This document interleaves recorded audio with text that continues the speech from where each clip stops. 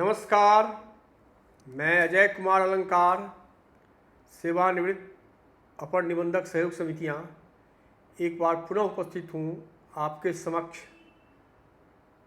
सहकार YouTube के एक नए अंक के साथ। आज के इस अंक का संदर्भ जिला केंद्रीय सहकारी बैंक लिमिटेड और राज्य सहकारी बैंक लिमिटेड के संदर्भ में निबंधक सहयोग समितियां बिहार पटना की नियामक शक्तियों अर्थात रेगुलेटरी पावर से है।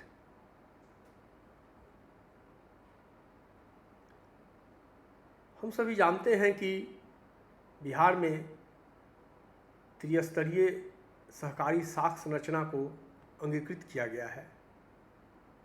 सबसे निचले पायदान पर प्राथमिक कृषि साख समिति लिमिटेड, मध्यवर्ती पायदान पर जिला केंद्रीय सहकारी बैंक लिमिटेड और शीर्ष स्तर पर बिहार राज्य सहकारी बैंक लिमिटेड है। यहाँ मैं एक चीज़ आपको स्पष्ट कर देना चाहूँगा कि जब हम प्राथमिक कृषि साख समिति लिमिटेड की बात करते हैं तो उसके साथ हम सहकारी शब्द नहीं लगाते हैं, क्योंकि जब 1982 में बिहार सहकारी समिति अधिनियम 1935 में संशोधन किया गया तो प्राथमिक कृषि साख समिति लिमिटेड शब्द को उसमें शामिल किया गया। देखिए, बिहार सहकारी सोसाइटी अधिनियम 1935 की धारा 2 है। इस धारा का संबंध परिभाषा से है और इस धारा 2 की कंडिका 6 में राज्य सहकारी बैंक लिमिटेड, जिला केंद्रीय सहकारी बैंक लिमिटेड और पैक्स को अल्पकालीन सहकारी संरचना के अंग के रूप में परिभाषित किया गया है। 1935 के अधिनियम में जब वर्ष 2008 में संशोधन हुआ तो एक नया अध्याय उसमें जोड़ा गया और यह अध्याय जो था अल्पकालीन सहकारी साख संरचना की समितियों के हेतु विशेष प्रबंध करता था और यह अध्याय जिसे अंग्रेजी में हम लोग चैप्टर 6D कहते हैं। इस अध्याय का महत्व हमें इस बात से समझना चाहिए कि इस अध्याय के शुरुआत में ही जो एक धारा है 44 कौन, वह इस बात का प्रावधान करता है कि इस अधिनियम के किसी दूसरे अध्याय में अथवा बिहार स्वावलंबी सहकारी समिति अधिनियम 1996 अथवा नियमावली या निर्गत किसी आदेश में प्रतिकूल बात होने पर भी इस अध्याय में जो वर्णित बंध है उनका अधिभावी अर्थात ओवरराइडिंग इफेक्ट होगा। कहने का मतलब है कि चैप्टर 6D जो अल्पकालीन सहकारी साख संरचना की समितियों पैक्स, DCCB और SCB के लिए है, उसके बंधों का ओवरराइडिंग इफेक्ट है। इस प्रावधान से ही हम इन समितियों की महत्ता को हम समझ सकते हैं। थोड़ी सी चर्चा हम संक्षेप में कर लेते हैं कि 1935 के अधिनियम में 2008 में संशोधन करते वक्त जो चैप्टर 6D का समावेश किया गया उसमें क्या उपबंध किए गए। एक ही चर्चा मैंने कर दी कि ओवरराइडिंग इफेक्ट है। एक और महत्वपूर्ण धारा है चैप्टर 6D का, वह धारा 44AB है और 44AB है वह कहता है कि अल्पकालीन सहकारी साख संरचना की जो सहकारी समितियां हैं उन्हें सभी वित्तीय एवं आंतरिक प्रशासनिक मामले में स्वायत्तता प्राप्त है। बड़ा बेहतर संदर्भ है। और स्वायत्तता किन किन क्षेत्रों में प्राप्त है उसमें से कुछ को इंगित भी किया गया है। क, रिजर्व बैंक के दिशा निर्देश के अनुरूप जमा एवं ऋणों पर सूद दर निर्धारित करने के लिए। ख, उधार एवं निवेश, बोरोइंग एवं इन्वेस्टमेंट। ग, ऋण नीति एवं व्यक्तिगत ऋण नीति निर्णय। घ, कार्मिक नीति, कर्मचारी की भर्ती, पदस्थापना तथा अंकेक्षकों की नियुक्ति एवं अंकेक्षण के लिए क्षतिपूर्ति और आंतरिक नियंत्रण प्रणाली। देखिए, एक चीज़ बहुत उल्लेखनीय है कि अन्य सहकारी समितियों के लिए अंकेक्षकों की नियुक्ति करना और उनको क्षतिपूर्ति की राशि देना यह वार्षिक आम सभा का काम है, लेकिन चैप्टर 6D में यह काम प्रबंध समिति को दे दिया गया है। इतना ही नहीं, इसमें कई ऐसे उपबंध हैं जो बिहार सहकारी सोसाइटी अधिनियम 1935 की विभिन्न धाराओं में किए गए उपबंधों से भिन्न है। इसमें राज्य सरकार के अंशदान की सीमा को भी निर्धारित कर दिया गया है। यह कहा गया है कि जो समितियां हैं अल्पकालीन सहकारी साख संरचना की, उसमें राज्य सरकार का अंशदान मतलब शेयर 25% से अधिक नहीं होगा। साथ ही राज्य सरकार के प्रतिनिधियों के नामित होने की संख्या पर भी नियंत्रण किया गया है। अमूमन जो हमारा सहकारी सोसाइटी अधिनियम है 1935 की धारा 14(4) क में यह कहता है कि यदि किसी सहकारी समिति में राज्य सरकार का निवेश 30 लाख से अधिक है शेयर पूंजी में, तो वहाँ राज्य सरकार 3 प्रतिनिधियों को नामित कर सकती है। लेकिन जो अल्पकालीन सहकारी साख संरचना के लिए जो धारा 44(क) है, वह कहता है कि डीसीसीबी में और एससीबी में राज्य सरकार एक ही प्रतिनिधि नामित करेगी और पैक्स में कोई प्रतिनिधि नामित नहीं कर सकती है। इसी तरह से 44(ख) से अल्पकालीन संरचना की समितियों को रिजर्व बैंक द्वारा बनाए गए निर्देश के अनुसार डिपॉजिट करने या इन्वेस्टमेंट करने की छूट दी गई है। यह भी हमें समझना चाहिए। इसी तरह से उन्हें 44(ख)(ग) के अंतर्गत नाबार्ड का या रिजर्व बैंक का जो मापदंड है उसके अधीन उधार लेने बोरोइंग की भी छूट दी गई है। तो कहने का मतलब है कि जो प्रोविजंस किए गए हैं वो थोड़ा सा भिन्न प्रोविजंस हैं और इनका ओवरराइडिंग इफेक्ट है। इसमें कुछ और प्रोविजंस हैं जिनकी हम चर्चा अलग से फिर करेंगे। अब यह तो प्रोविज़न है ही, इसके अलावा एक और प्रोविज़न है जो वहाँ जो इस पर हमको ध्यान देना चाहिए। वह प्रोविज़न है बिहार सहकारी सोसाइटी अधिनियम 1935 की धारा 14 की उपधारा 3। इसमें कहा गया है कि यदि राज्य सरकार का कोई पदाधिकारी किसी सहकारी सोसाइटी में प्रबंध निदेशक या इसी तरह के पद पर नियुक्त होता है, प्रतिनियुक्त होता है, तो वह मुख्य कार्यपालक होगा और उसे वह प्रबंध समिति के समान निर्देशन और नियंत्रण के अधीन विभिन्न शक्तियों का प्रयोग करेगा। जो अधिनियम की धारा 14 की उपधारा 3 में है, उसमें प्रबंध निदेशक की, जहाँ तक मुझे याद है, लगभग 11 शक्तियों का उल्लेख किया गया है। लेकिन अब प्रश्न उठता है कि जब यह बैरियर लगा हुआ है प्रबंध समिति का सामान्य निर्देशन और नियंत्रण, तब क्या वह स्वतंत्र रूप से इन शक्तियों का प्रयोग कर सकता है? यह एक विचारणीय विषय है। एक उदाहरण मैं आपको देता हूँ कि जैसे धारा 14 की उपधारा 3 की कंडिका 10 में प्रबंध निदेशक को यह अधिकार दिया गया है, जो डीसीसीबी में हो या एससीबी में हो, कि वे उसके तरफ से कोई वाद दायर कर सकते हैं।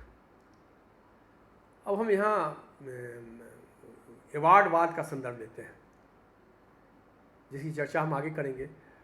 तो क्या प्रबंध निदेशक बिना सहकारी समिति की प्रबंध समिति की अनुमति के एवार्डवाद दायर कर सकते हैं? यदि कोई मुझसे पूछता है, यद्यपि यह एवार्डवाद दायर होता है, प्रबंध निदेशक कभी कभी रजिस्ट्रार के आदेश के आलोक में बिना प्रबंध समिति की सहमति के भी दायर कर सकते हैं, लेकिन मुझसे यदि लीगल टर्म में कोई पूछेगा तो मैं यही उत्तर दूंगा कि ठीक है, आप अपने बचाव के लिए दायर कर दीजिए, लेकिन जो लीगल स्थिति है कि प्रबंध समिति का अनुमोदन जरूरी है। और यदि हम एवार्डवाद दायर करने के संबंध में जो प्रपत्र नियमावली के साथ संलग्न है, नियम 68 के उपनियम 13, उसमें भी प्रबंध समिति के प्रस्ताव की चर्चा है। यह हमें समझना चाहिए। तो मैंने जो अभी चर्चा की उसमें यही स्थिति ऊपर के सामने आई। चूँकि चर्चा का संदर्भ डीसीसी और डीसीसीबी है, एससीबी और डीसीसीबी है, तो स्थिति यही उभर कर सामने आया कि नहीं, इनको विभिन्न मामलों में स्वायत्तता प्राप्त है। और 14(3) के अंतर्गत हम सरकारी पदाधिकारी भी देते हैं, तो उस पर भी इनका समान निदेशन और नियंत्रण है। तो फिर स्थिति है कि आखिर रजिस्ट्रार की नियामक शक्तियाँ का प्रयोग कैसे होगा, इसकी समीक्षा करने की जरूरत है। देखिए, 44 चैप्टर 6D के तमाम प्रावधान के होते हुए भी सेक्शन 14 के सब सेक्शन 3 में निबंधक नियुक्त एमडी के प्रबंध समिति के समान निर्देशन और नियंत्रण में कार्य करने के प्रावधान के होते हुए भी अभी भी अधिनियम में और नियमावली में कई ऐसे उपबंध हैं जो डीसीसीबी और एससीबी पर रजिस्ट्रार की नियामक शक्तियों को लागू करने में सक्षम है या डीसीसीबी और एससीबी के कार्यों को रेगुलेट करने में सक्षम है। बस ज़रूरत है इन नियमों इन उपबंधों को समग्र रूप में समझने की जो उपबंध अधिनियम में या नियमावली में किए गए हैं। मैं शुरुआत करता हूँ धारा 14 से। यह भी एक रेगुलेशन का महत्वपूर्ण साधन है, यद्यपि यह लोकतांत्रिक प्रक्रिया से जुड़ा हुआ है। धारा 14 में हमने सभी तरह के सरकारी सोसाइटी, हम देखते हैं कि सभी तरह की सरकारी सोसाइटी जिसमें डीसीसी और एससीबी भी हैं, उसका निर्वाचन उसके प्रबंध समिति का या बोर्ड ऑफ डायरेक्टर जो भी कहे या शासकीय निकाय, सभी की बात है, उसके निर्वाचन का अधिकार, निर्वाचन के संचालन का अधिकार बिहार राज्य निर्वाचन प्राधिकार को दे दिया है। इतना ही नहीं, धारा 14 की उपधारा 6 में यह प्रावधान है कि यदि प्रबंध समिति के निर्वाचन से कोई असंतुष्ट हो तो उसको निर्वाचन परिणाम घोषित होने के 90 दिनों के अंदर एक याचिका के माध्यम से उस निर्वाचन परिणाम को रजिस्ट्रार के समक्ष चुनौती देना होगा और इसकी सुनवाई धारा 48 के तहत की जाएगी। यह स्पष्ट प्रावधान है अधिनियम में। और बिहार सरकारी सोसाइटी नियमावली 1959 के नियम 21 में भी इस बात को 21 भाव में भी इस बात को दोहराया गया है, हमें समझना चाहिए। तो रेगुलेशन यहीं से शुरू होता है। हालांकि इसका संदर्भ भिन्न है और निर्वाचन कराने का अधिकार में बिहार राज्य निर्वाचन प्राधिकार को दे दिया गया है। अब जो दूसरी हम शुरुआत अब करते हैं तो उसमें हम धारा 26 का सबसे पहले नाम लेंगे। धारा 26 के अंतर्गत पंजीकृत सोसाइटियों के विधियों में संशोधन निर्देशित करने की रजिस्ट्रार की शक्ति का उल्लेख है। रजिस्ट्रार पंजीकृत सोसाइटी को सुनवाई का मौका देकर यदि उनको जरूरी लगे तो उसके बाईलॉज में अमेंडमेंट कर सकते हैं। रजिस्ट्रार ने कई बार डीसीसीबी और एससीबी के बाईलॉज में अमेंडमेंट भी किया है और रजिस्ट्रार का प्रमुख रेगुलेटरी पावर है, रेगुलेटरी शक्ति है, जिसको हमको ध्यान रखना चाहिए।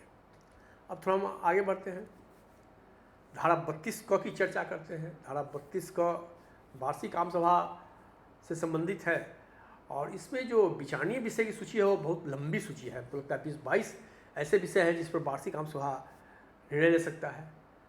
जाहिर है कि वार्षिक आम सभा एक सशक्त संस्था है और हाल के दिनों में हमने देखा कि 2 डीसीसीबी की वार्षिक आम सभा ने 2 एमडी को विनियमित करने का निर्णय लिया। यह निर्णय सही था या गलत था, इस पर मैं बहुत टिप्पणी नहीं करूंगा। और यदि हम कहें तो माननीय उच्च न्यायालय ने प्रत्यक्ष या परोक्ष रूप से अपनी सहमति भी दी है इस पर। लेकिन इसकी होते हुए भी हमको यह याद रखना चाहिए कि वार्षिक आम सभा से जो धारा है 32 उसमें एक उपधारा है 11, उसमें यह प्रावधान है कि निबंधक को किसी आम सभा में अपनाई गई प्रक्रिया संबंधी मामलों में अपील सुनने का अधिकार प्राप्त है और इस पर निबंधक का जो निश्चय होगा, जो निर्णय होगा, अंतिम होगा।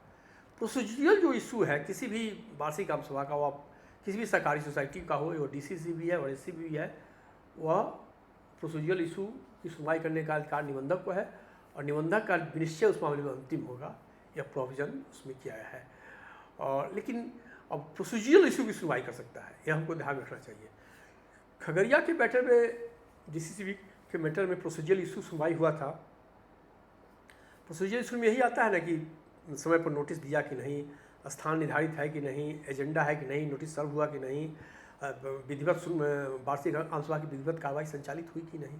तो प्रक्रिया के संबंध में ही निबंधक को सुनवाई करने का अधिकार है।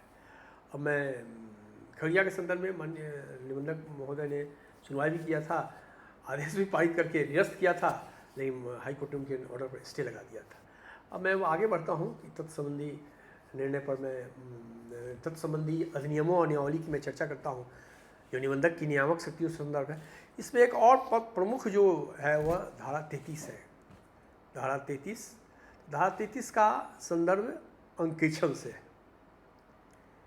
यद्यपि जो अधिनियम की धारा 44 ख है जिसका चैप्टर 6D में उल्लेख है, डीसीसीबी या एससीबी को अपने लेखाओं का अंकेक्षण नाबार्ड द्वारा अनुमोदित संधि लेखाकार के पैनल से करने का अधिकार दिया गया है। परंतु तब भी धारा 33 के जो कतिपय प्रावधान हैं इस अंकेक्षण पर भी लागू होते हैं, यह हमको समझने की जरूरत है। साथ ही धारा 33 की उपधारा 1 की खंडिका 5 में यह प्रावधान है कि सिर्फ सहकारी संस्था अपनी लेखा विवरणी के अंकेक्षण के उपरांत अंकेक्षण का प्रतिवेदन समान निकाय के अनुमोदनोपरांत 30 दिनों के भीतर निबंधक को अनिवार्य रूप से प्रेषित करेगा, जिसे राज्य सरकार द्वारा विधानमंडल के पटल पर इस प्रयोजनार्थ अधिकथित प्रक्रिया के अनुसार उपस्थापित किया जाएगा। एक रेगुलेशन है कि निबंधक को भेजना है और निबंधक राज्य सरकार के माध्यम से उसको विधानमंडल के पटल पर रखेगा। एक अन्य बात भी है, यदि हम बिहार सहकारी सोसाइटी नियमावली 1959 के नियम 57 के उपनियम 2 को देखते हैं तो उसमें यह वर्णित है कि यदि निबंधक की राय में अंकेक्षण प्रतिवेदन सोसाइटी के कार्य की वास्तविक स्थिति का परिचायक नहीं है तो निबंधक उसके किसी विवरण को पुनरीक्षित कर सकेगा और उसमें आवश्यक संशोधन का अधिकार दे सकेगा। यह समान रूप से केंद्रीय सहकारी बैंक लिमिटेड और राज्य सहकारी बैंक लिमिटेड के अंकेक्षण प्रतिवेदन पर भी लागू होता है। नाबार्ड द्वारा तो इंस्पेक्शन नोट में सभी मुद्दों को उठाया ही जाता है, लेकिन जो नियमावली का प्रावधान है वो निबंधक को भी अधिकार देता है। और वाचन की प्रक्रिया तो हमारे जो जिला अंकेक्षण पदाधिकारी हैं या जो हमारा जिला अंकेक्षण पदाधिकारी का संवर्ग है वो तो करता ही रहा है, वह इस अधिकार से कहाँ वंचित है, यह भी हमें समझने की जरूरत है। हम आगे बढ़ते हैं। एक महत्वपूर्ण धारा है जो निबंधक की रेगुलेटरी पावर का उल्लेख करता है, वह है विशेष अंकेक्षण। धारा 33 क में विशेष अंकेक्षण के संबंध में प्रावधान किए गए हैं। साथ ही जो चैप्टर 6D है उसके धारा 44 ख 3 में भी 44 ख में भी इसका उल्लेख है कि रिजर्व बैंक के अनुरोध पर या निबंधक स्वप्रेरणा से या DCCB या SCB के निदेशक परिषद के अनुरोध पर विशेष अंकेक्षण करा सकेगा या उसका आदेश दे सकेगा।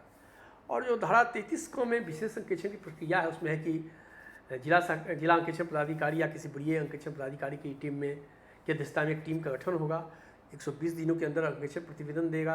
अंकेक्षण प्रतिवेदन में विशेष अंकेक्षण जांच प्रतिवेदन देगा, उसमें उन सभी पहलुओं की चर्चा होगी जो उससे अपेक्षा की गई है। और साथ ही यह अंकेक्षण प्रतिवेदन की एक प्रति संबंधित जरूरत पड़ने पर संबंधित अंकेक्षण पदाधिकारी को अग्रेतर कार्रवाई करने के लिए दी जाएगी, अर्थात सरचार्ज की दायर करने के लिए दी जाएगी। तो एक महत्वपूर्ण उपकरण है जिससे हम इनकार नहीं कर सकते हैं। हम आगे बढ़ते हैं। धारा 34 का संबंध निबंधक द्वारा सहकारी सोसाइटियों के निरीक्षण से है।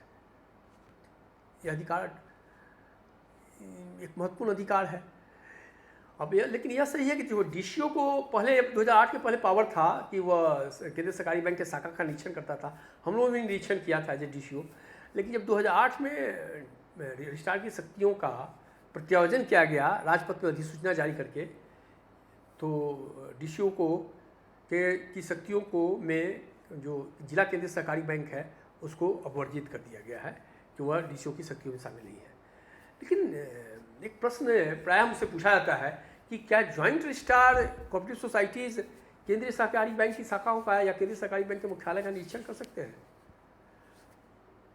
तो देखिए, यदि प्रत्यावर्जन के जो गजट है, शक्ति के प्रत्यावर्जन का जो गजट है उसमें हम देखें तो उसमें तो GRCS को अपने कार्यक्षेत्र की सभी समितियों पर नियंत्रण किया गया है और निरीक्षण की शक्ति उनको डेलीगेटेड है। अब यदि कोई अलग से कोई अधिसूचना कोई आदेश निकला हो तो उसकी मुझे जानकारी नहीं है, लेकिन 2008 की अधिसूचना के आधार पर तो यह शक्ति ज्वाइंट रजिस्ट्रार को भी प्रदत्त है और यह SCB और DCC पर नियंत्रण का एक महत्वपूर्ण उपकरण इसको होना चाहिए, अदरवाइज इसको एमेंड नहीं कर दिया गया हो। अब मैं आगे बढ़ता हूँ। अब मैं धारा 35 की ओर आता हूँ।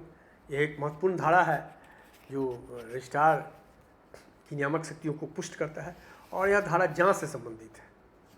धारा 35 में कहा है कि निबंधक स्वप्रेरणा से या कलेक्टर के अनुरोध पर, कलेक्टर को भी पावर है, या सहकारी सोसाइटी की प्रबंध समिति के बहुसंख्यक सदस्यों के अनुरोध पर या सहकारी सोसाइटी के 1/3 सदस्यों के अभ्यावेदन पर स्वयं किसी सहकारी सोसाइटी का जांच कर सकेगा या किसी को इसके लिए प्राधिकृत कर सकेगा। और यह समान रूप से DCCB पर और SCB पर भी लागू होता है, इससे हम इनकार नहीं कर सकते हैं। और इस जांच, यदि कोई जांच के लिए प्राधिकृत पदाधिकारी है तो उसे तो इतनी शक्ति है कि वह चाहे तो वार्षिक आम सभा यहाँ बुला सकता है, और इसी बात विचार करने के लिए, और इस वार्षिक आम सभा को वह सभी शक्ति प्राप्त है जो एक्ट में आए विधियों के अनुसार अन्य वार्षिक आम सभा को दिया गया है। इसकी महत्ता को हम समझ सकते हैं। अब हम आगे बढ़ते हैं, हम 36 पाते हैं, नियम 36 पर। नियम 36 पे जो है कि रजिस्ट्रार को पंजियों के निरीक्षण का अधिकार दिया गया है। यह बहुत इंपॉर्टेंट चीज़ है।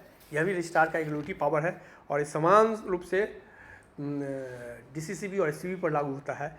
इसमें कहा गया है कि पंजीकृत सोसाइटी के उत्मंड मतलब कर्ज देने वाले के आवेदन पर निबंधक स्वयं अथवा लिखित आदेश से प्राधिकृत किसी प्राधिकारी द्वारा किसी सरकारी सोसाइटी के पंजियों का निरीक्षण कर सकेगा।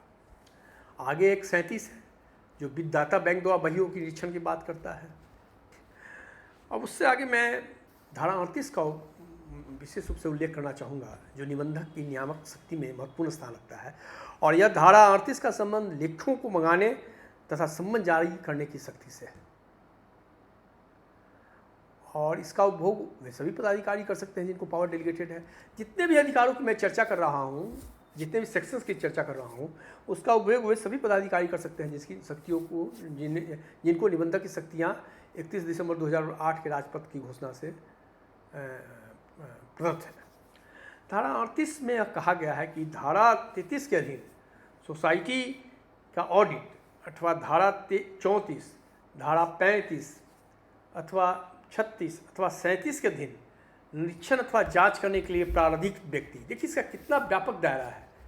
इसको आप देखिए कि धारा 33 के अधीन सोसाइटी के अंकेक्षण करने अथवा धारा 34, 35, 36 अथवा 37 के अधीन निरीक्षण अथवा जांच करने के लिए निबंधक अथवा प्राधिकृत व्यक्ति को हर समुचित समय पर सोसाइटियों के बहियों, लेखों, प्रतिभूतियों या अन्य संपत्तियों की जांच करने का उसको अधिकार होगा। और इस कंडिका क में है, ख में कहा गया है कि वो सोसाइटी से संबंधित किसी भी अधिकारी का शपथ लेकर परीक्षा कर सकता है, और कंडिका ग में उसे संबंधित अभिलेखों, प्रतिभूतियों, नकदी या संपत्ति को 2 अधिकारियों की उपस्थिति में जब्त करने का भी अधिकार दिया गया है। यह बहुत इम्पोर्टेंट अधिकार है। इसके बारे में मैं एक इंटरेस्टिंग चीज़ बता देना चाहता हूँ कि जो धारा 38 की उपधारा ग है उसके संबंध में कहा गया है कि इस शक्ति का प्रयोग वही व्यक्ति कर सकते हैं जिनको नियमावली के नियम 74 में यह शक्ति दी गई है। तो नियमावली के नियम 74 में जिन अधिकारियों का उल्लेख है उनमें प्रबंध निदेशक का भी नाम है। अन्य सभी सरकारी अधिकारियों का उल्लेख है जो हमारे हायरार्की में कभी रहे हैं या अभी हैं, केवल ज्वाइंट लिस्ट ऑडिट को छोड़कर, और उसमें प्रबंध निदेशक भी शामिल है। तो एक महत्वपूर्ण विनियामक शक्ति है रजिस्ट्रार की, और यह डीसीसीबी और एससीबी पर भी समान रूप से लागू होता है। इसी तरह रजिस्ट्रार को एक अन्य पावर है कि वह धारा 39 के अंतर्गत कोई जांच करता है। धारा 39 के अंतर्गत यह शक्ति है उसको जांच तथा निरीक्षण का व्यय फिक्स करने का, और कहा गया है कि जब धारा 35 के अधीन जांच की जाए अथवा धारा 36 के अधीन निरीक्षण किया जाए तो निबंधक को यह अधिकार है कि उसका व्यय भी निर्धारित करे, और उस व्यय को सहकारी सोसाइटी को देना होगा, उसी से वसूलनीय है व्यय। अब एक मैं अन्य महत्वपूर्ण धारा है, धारा 40 है जो सरचार्ज का प्रावधान करता है, और यह धारा बहुत ही विस्तृत धारा है और निबंधक की नियामक शक्तियों को स्थापित करता है। और इस धारा में कहा गया है कि यदि धारा 33 का संबंध अंकेक्षण, धारा 33 क विशेष अंकेक्षण, धारा 34 निबंधक द्वारा निरीक्षण, धारा 35 निबंधक द्वारा जांच, धारा 36 निबंधक द्वारा पंजियों का निरीक्षण, और धारा 36 हुआ निबंधक द्वारा बहियों का जांच, और धारा 37 वित्तदाता बैंक द्वारा बहियों का जांच के परिणाम स्वरूप यदि लगे कि यदि हम संक्षेप में कहें तो कोई ऐसा व्यय किया गया है जो अनऑथराइज था, जिसके लिए अधिकार नहीं था, या किसी राशि का गमन कर लिया गया है, या किसी राशि को जानबूझकर लेखा में उसका एंट्री नहीं दिया गया है, तो यह सब सरचार्ज की परिधि में आएगा और निबंधक इसके लिए आवश्यक वसूली के लिए आवश्यक कार्रवाई कर सकेगा। सरचार्ज प्रोसीडिंग्स हमारे यहाँ चलते रहता है, जनरली यह निबंधक के यहाँ दायर होता है और वो ट्रांसफ़र कर दिया जाता है ज्वाइंट रजिस्ट्रार को है। लेकिन इसमें एक 2 चीज़ है। एक बैरियर है कि इस तरह काम है कि परंतु कि यह जिस तिथि को ऐसा काम हुआ अथवा चूक हुई उस तिथि से 6 वर्षों के भीतर या प्रस्ताव दाखिल करने की तिथि से 3 वर्ष के भीतर जो भी पहले हो, इस उपधारा के अधीन कोई आदेश पारित किया जाएगा। 6 वर्ष और 3 वर्ष का एक बैरियर लगा दिया गया है। यह बैरियर अवार्ड के लिए नहीं है। दूसरी बात है, इसका यह अपील होता है कि ये अपील हम लोग माननीय मंत्री के न्यायालय में होता है और उसके लिए भी टाइम है, टाइम लिमिट है और टाइम लिमिट पर ही 3 मास के भीतर ही अपील हो सकता है। अब एक प्रश्न उठता है कि धारा 40 में जो निर्णय होता है वो इम्प्लीमेंट कैसे होगा। तो अमूमन वह धारा 54 के अधीन पब्लिक लोक बिहार एवं उड़ीसा लोक मांग अधिनियम के अंतर्गत सर्टिफिकेट के रूप में दायर किया जाता है उसकी वसूली के लिए। यह एक उल्लेखनीय विषय है जिसको हमको समझना चाहिए। अब हम थोड़ा सा आगे बढ़ते हैं और हम थोड़ा धारा 42 जो बाइंडिंग ऑर्डर से संबंधित है, धारा 43 जो परिसमापन के अपील से संबंधित है और धारा 44 जो परिसमापक एवं विघटन संबंधित है किसी भी सहकारी सोसाइटी का, उसका संदर्भ लेते हैं। लेकिन यहाँ थोड़ा सा हमको अन्य सहकारी समितियों से अलग संदर्भ है राज्य सहकारी बैंक का और केंद्रीय सहकारी बैंक का। यदि हम परिसमापन की कार्रवाई करते हैं तो परिसमापन की कार्रवाई करने से पहले हमको रिजर्व बैंक से मंजूरी लेनी होगी। यदि किसी भी सहकारी समिति का हम परिसमापन करना चाहते हैं वो उस सहकारी समिति का जो डीसीसीबी है, एससीबी है, तो हमको इसके लिए रिजर्व बैंक की मंजूरी लेनी होगी। और यदि रिजर्व बैंक हमको मंजूरी प्रदान कर देता है तो धारा 44 ख के अनुसार परिसमापन का आदेश 1 माह के अंदर निर्गत करके परिसमापक को नियुक्त करना जिम्मेवारी हो जाती है निबंधक की। इसकी मैंने परिसमापन से चर्चा कर दी। अब मैं एक विशेष चैप्टर है जो चैप्टर 6 है 6B, जिसमें केवल केंद्रीय सहकारी बैंक से संबंधित प्रावधान दिए गए हैं। उस प्रावधान की चर्चा मैं आपसे करना चाहूँगा, प्रावधानों की चर्चा करना चाहूँगा ताकि स्थिति स्पष्ट है। इसमें एक 44 क है जो कहता है कि सहकारी बैंकों की प्रबंध समिति डीसीसीबी हो, एससीबी हो को रिजर्व बैंक द्वारा रजिस्ट्रार से लिखित रिक्विजिशन करके लोकहित में या किसी सहकारी बैंक के कामकाज को सुधारने के लिए अथवा डिपॉजिटर्स के हित में रजिस्ट्रार से रिजर्व बैंक आरबीआई ये रिक्विजिशन कर सकेगा कि इस सहकारी समिति की प्रबंध समिति को भंग किया जाए, सुपरसीड किया जाए। और रजिस्ट्रार के लिए ज़रूरी होगा कि रिजर्व बैंक के आदेश के आलोक में उसको सुपरसीड करे, उसकी मैनेजिंग कमेटी को, चाहे वो मैनेजिंग कमेटी डीसीसीबी की हो या एससीबी की हो। और इस तरह का जो सुपरसेशन होगा वो 5 साल के लिए लागू रहेगा। यह चीज़ है 44 क में। यद्यपि चैप्टर 6D में भी ये प्रोविज़न किया गया है कि कैसे अवक्रमित होगा डीसीसीबी और एससीबी। तो चैप्टर 6D का 44 ख 6 का उपधारा 1 है, वह कहता है कि राज्य सहकारी बैंक या केंद्रीय सहकारी बैंक के प्रबंध समिति का अवक्रमण इस अधिनियम की धारा 41 के अधीन निबंधक द्वारा रिजर्व बैंक के परामर्श से किया जाएगा। तो सुपरसेशन भी एक उपकरण है राज्य सहकारी बैंक या केंद्रीय सहकारी बैंक के क्रियाकलापों को नियंत्रित करने का। पहला तो है कि रिजर्व बैंक चाहे तो वो इनिशिएटिव लेगा, तब भी वो रजिस्ट्रार को ही ऑर्डर निकालना है। और रजिस्ट्रार यदि चाहे तो स्वयं इच्छा से सुपरसीड करना चाहे तो उसको पहले रिजर्व बैंक से परामर्श करना होगा। दूसरा एक इम्पॉर्टेंट चीज़ है जिसकी मैं चर्चा यहाँ करना चाहूँगा, वह है कि रिजर्व बैंक का जो रिक्विजिशन है, चाहे उसने जो परिसमापन के संदर्भ में दिया हो या किसी सरकारी डीसीसीबी या एससीबी के प्रबंध समिति के विघटन के लिए दिया हो, तो उसको किसी अपील, पुनरीक्षण या पुनर्निवेदन या अन्य किसी माध्यम से उस पर प्रश्न नहीं उठाया जा सकेगा। एक इम्पोर्टेंट प्रोविजंस है जो रिजर्व बैंक का रेगुलेटरी प्रोविजंस है, इसको हमको ध्यान रखना चाहिए। अब थोड़ा सा हम आगे बढ़ते हैं। अब देखिए, ठीक है, चैप्टर 6D में बहुत सा प्रोविज़न कर दिया गया जिससे हमने उसको ऑटोनॉमी दे दिया बहुत से मामलों में। लेकिन चैप्टर 6D का एक बहुत इंपॉर्टेंट प्रोविज़न है जो रजिस्ट्रार की रेगुलेटरी पावर को स्थापित करता है, वह है 44 ख 6। और 44 ख 6 का संबंध राज्य सहकारी बैंक अथवा केंद्रीय सहकारी बैंक के प्रबंधक की समिति की सदस्यता हेतु अयोग्यता से है। तो 44 ख 6 की उपधारा 1 और 2 का संबंध है, उसमें तो सीईओ के प्रतिवेदन पर निबंधक सीधे आदेश जारी कर सकता है अयोग्यता के संबंध में। 44 ख 6 में ख 6 1 का संबंध है कि कोई अन्य सहकारी सोसाइटी हो पैक्स से छोड़कर अलग और 90 दिनों तक डिफ़ॉल्टर रहे, तो सीईओ जो है एमडी के निर्देश पर उसके सदस्य को, उसके प्रतिनिधि को निबंधक द्वारा पद पर बने रहने की अनुमति नहीं दी जाएगी।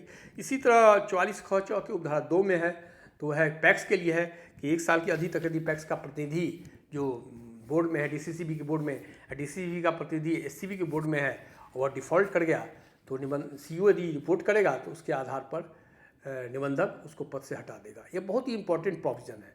इससे अब तीसरा भी एक प्रोविज़न है जो 44 ख छ का सब सेक्शन 3 है, और इसमें अमूमन उन्हीं सभी बातों का उल्लेख है जो रूल 23 में योग्यता संबंधी प्रावधान है कि यदि किसी व्यक्ति को अल्पकालीन सहकारी साख संरचना के प्रबंधन समिति का सदस्य बने रहने की अनुमति नहीं दी जाएगी, या वह निर्वाचित होने का प्रबंधन समिति के पदाधिकारी के रूप में, हाँ 44 ख छ का 4 है। 44 ख छ के तो 3 में योग्यता संबंधी वह उल्लेख है जो रूल 23 में है, जिसके अंतर्गत कोई भी व्यक्ति अल्पकालीन सहकारी साख संरचना के प्रबंधन समिति का सदस्य निर्वाचित होने का पात्र नहीं होगा। लेकिन 44 ख छ के उपधारा 4 में कहा गया है कि किसी निर्वाचित व्यक्ति को सहकारी साख संरचना के अंतर्गत प्रबंधन समिति का सदस्य या पदधारक के रूप में कार्य करने की अनुमति नहीं दी जाएगी यदि वह 1 वर्ष से अधिक अवधि के लिए सोसाइटी के भुगतान के संबंध में वित्तीयकर्मी हो, जब तक सोसाइटी का बकाया सूद सहित उसके द्वारा जमा नहीं कर दिया गया हो।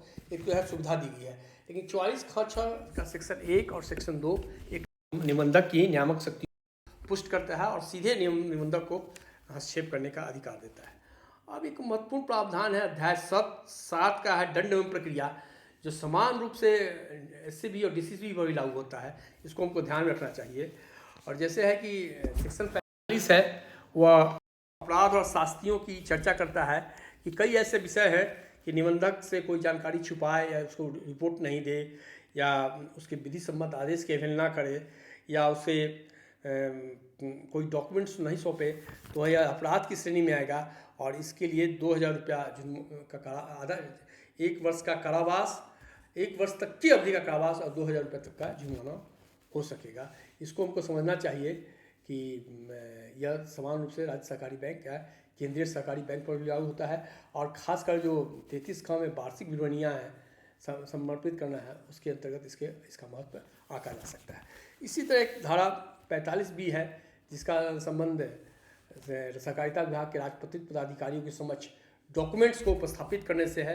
यह भी केंद्रीय सहकारी बैंक लिमिटेड और राज्य सहकारी बैंक लिमिटेड के लागू होता है, और यदि इसको करने में असफल रहता है संबंधित व्यक्ति जिसके पास कस्टोडियन है जो, तो उसको 6 माह तक का सज़ा अथवा 500 रुपये का जुर्माना अथवा दोनों हो सकता है। 1 वर्ष तक के अपराध का 1 वर्ष तक का सज़ा या 2000 रुपये का जुर्माना या दोनों हो सकता है। इसी तरह इसमें यह व्यवस्था है, ये हमको समझना चाहिए। अब मैं सेक्शन 48 की ओर आता हूँ। देखिए सेक्शन 48 में रजिस्ट्रार को उन सभी विषयों को सुनने का अधिकार है जो सहकारी सोसाइटी की क्रियाकलापों को या उसके संव्यवहार को स्पर्श करता है।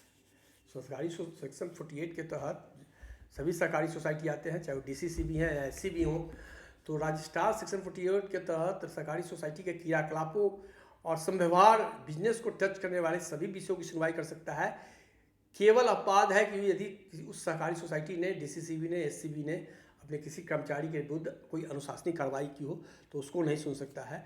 और यह सेक्शन 48 के तहत ही रजिस्ट्रार डीसीसीबी और एससीबी की मैनेजिंग कमेटी के इलेक्शन का विवाद सुनते हैं या तत्संबंधी और कोई मामला आता है तब सुनते हैं, या फिर अवार्ड केस हम लोग सेक्शन 48 में ही फाइल करते हैं। एक इम्पॉर्टेंट उपकरण है, अवार्ड केस के माध्यम से फाइल करते हैं।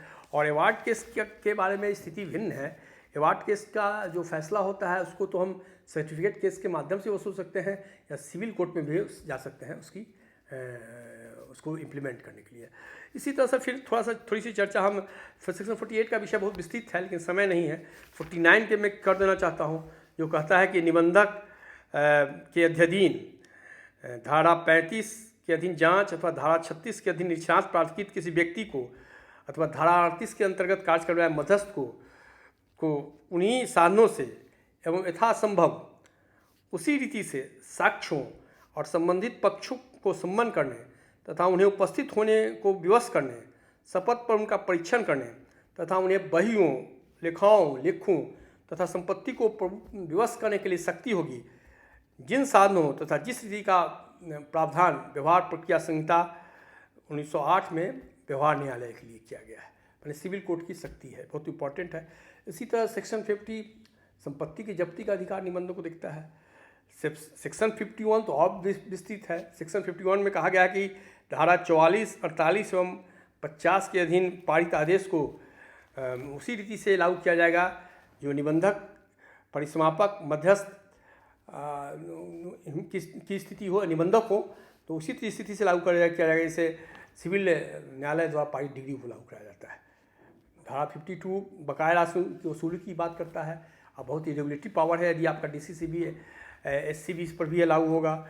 इसमें कहा गया है कि किसी व्यक्ति अथवा पंजीकृत सोसाइटी द्वारा संचय राशि जो धारा 33 के अधीन ऑडिट फील्ड हो, जो निबंधक के द्वारा आदेश के अनुसार उसने धारा 39 के अधीन जांच अथवा निरीक्षण व्यय को विभाजित करने के लिए दिया हो, धारा 40 के अधीन पारित आदेश हो, सरचार्ज, धारा 44 के अधीन निबंधक अथवा परिसमापक द्वारा पारित आदेश हो, धारा 48 के अधीन पारित अथवा दिया गया आदेश, निर्णय अथवा निर्णय हो, उसका वसूली उसी तरह से होगा जिस तरह से बिहार एवं उड़ीसा लोक मांग वसूली अधिनियम 1914 के अंतर्गत भू राजस्व लोक मांग संदेह होने पर अथवा भू राजस्व के बकाया होने पर किया जाता है।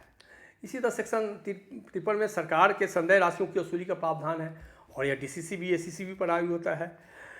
इसमें भी कहा गया है कि पंजीकृत सोसाइटी अथवा उसके वर्तमान या भूतपूर्व अधिकारी अथवा सदस्य अथवा उसकी प्रतिभूतियों से अथवा मृत सदस्य की संपदा से अथवा उसकी प्रतिभूतियों से सरकार को अधिनिर्णय व्यय सहित संदेह सभी राशियों की वसूली भू राजस्व के बकाये के समान करने का अधिकार है। धारा 54 पर आते हैं। धारा 54 संपदा जिससे सोसाइटी के जिम्मे बाकी राशियों की वसूली की जाएगी का प्रावधान करता है। यह सभी सोसाइटियों पर लागू करता है। इसमें कहा गया है कि सरकार को निबंधित सोसाइटी के जिम्मे बाकी सभी राशियाँ धारा 33, 39, 44 अथवा 48 के अधीन निबंधित सोसाइटी से वसूलनीय सभी राशियाँ प्रथमतः सोसाइटी की संपत्ति से, द्वितीय उस सोसाइटी जो लिमिटेड सोसाइटी है, लिमिटेड लायबिलिटी सोसाइटी है, उसके सदस्यों का दायित्व जहाँ तक सीमित है उसके अधीन सदस्यों से, भूतपूर्व सदस्यों अथवा मृत सदस्यों की संपदाओं से एवं उसकी प्रतिभूतियों से करने का अधिकार है। तो कहने का मतलब है कि निबंधक की न्यायिक शक्तियाँ बहुत अधिक है और कई मामलों में तो सेक्शन 57 को हम देखते हैं तो उसमें न्यायालय की अधिकारिता पर भी रोक लगा दिया गया है जो निबंधक के अधिकार से संबंधित होता है।